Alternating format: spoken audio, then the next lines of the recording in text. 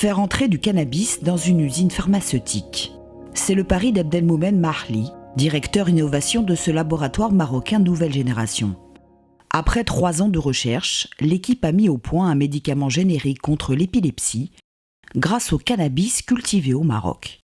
C'est de la résine de cannabis. Ça, c'est une résine purement CBD. Donc, il n'y a que du cannabidiol dedans. Il y a très peu de THC, en tout cas inférieur aux limites qui sont fixées par la réglementation. Autrement dit, ce cannabis n'a plus aucun effet psychotrope.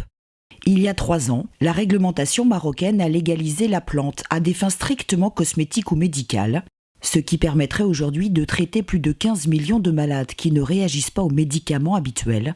Et là, le cannabidiol, à partir du cannabis, amène vraiment un intérêt pour ces patients, notamment dans ce qu'on appelle le syndrome de Lennox-Gastaut ou le syndrome de Dravet, qui sont des formes d'épilepsie qui touchent l'enfant. Car le seul traitement existant, breveté par les Américains jusqu'en 2026 et indisponible en Afrique, coûte aujourd'hui près de 1 500 € le flacon. C'est un traitement chronique, donc c'est un flacon par mois minimum, à vie en général. Nous serons au moins 50% moins chers que ce traitement-là. Pour cela, c'est une première. Le laboratoire a installé un site dans le Rif, terroir ancestral du cannabis jusqu'ici illégal.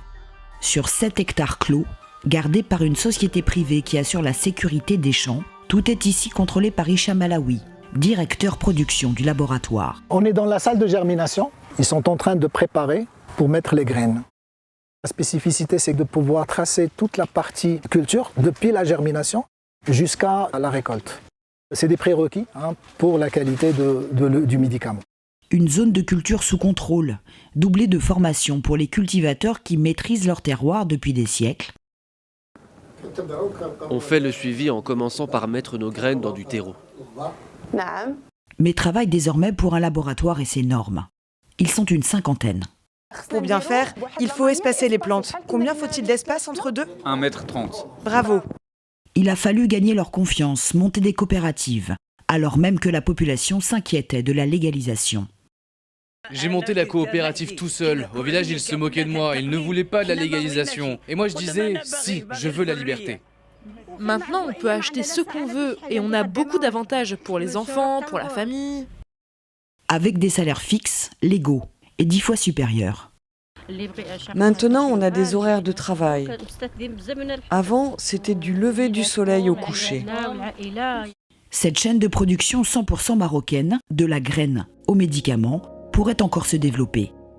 De nouvelles études cliniques sont en cours. Outre l'épilepsie, le cannabidiol issu du cannabis pourrait servir contre certaines pathologies neurologiques.